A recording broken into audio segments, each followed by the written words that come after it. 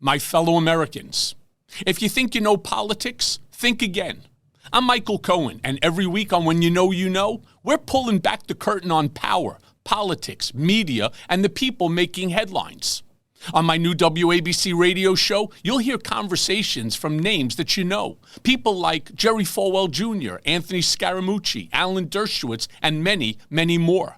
Maybe, just maybe, we'll even hear from the president. No scripts, no spin, just real conversations with people who were in the room where it happened. And trust me, we've got some very big surprises coming.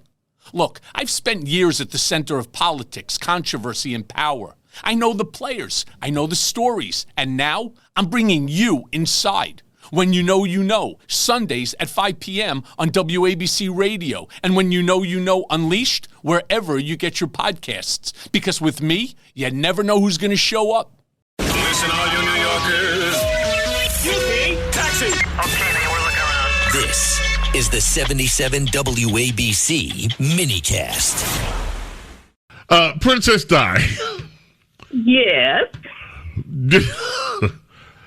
Tim Walz, Keith Ellison, and a Supreme Court Justice, I forget her name at the moment, the Supreme Court Chief Justice out there in Minnesota pardoned a guy who was accused of a heinous crime so that they could keep him in the country. What's that all about? Well, one of your callers alluded to it, and I believe you have a soundbite of Marco Rubio. He lays out the basic facts. Do you have that handy? We do, and that is, let's see, number 23, Marco Rubio. Just weeks ago, a convicted sex offender and a foreign national was shielded from deportation by the governor of Minnesota. Laotian national Tu Li Vang was convicted of repeatedly sexually abusing a 10-year-old girl in the state of Minnesota. He even tried to pay his victim for her silence, and he called his heinous crimes a minor thing. Just days before this foreign sex offender was scheduled to be deported, Tim Walz, the governor, issued him a pardon, setting him free to once again endanger the children of America. Well, this week I revoked his legal status in the United States, and as a result, federal agents took him into custody, and as of today, he has been removed from the United States. Because of our action, this foreign criminal will never pose a threat to any American, ever again. Americans must never be forced by their elected leaders to live alongside foreign sex criminals who have no right to begin with to reside in our country. This administration will always stand with the American people and defend them from violent criminals. Amazing. And that is the basics. It is an outrageous turn of events, and I want to just go a little bit on the backstory of that. This Laotian national, as Rubio called him, was convicted in 2005.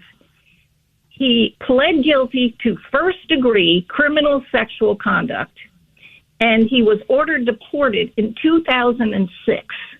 And in those days, Laos didn't accept deportations from the United States. So he has been living here. He married. He had children. He had been living here without anyone doing anything at all, even though he had this heinous record.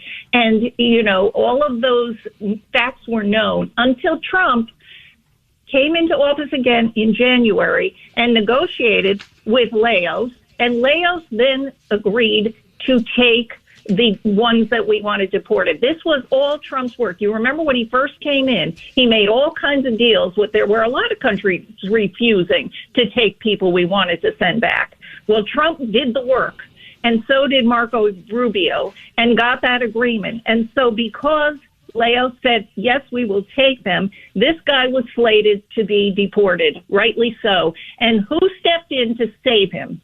It was the Democrat Party. It was the governor of Minnesota and the parole, as you said, the pardon board. The three of them decided that they did not want Donald Trump to remove this heinous child rapist from the United States.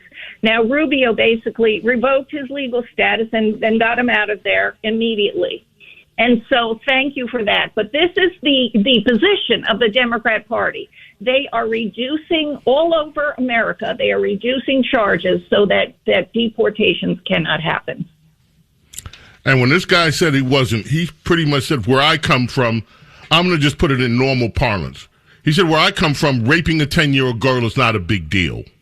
He said it was a cultural thing. It's a cultural thing. It's not a big deal.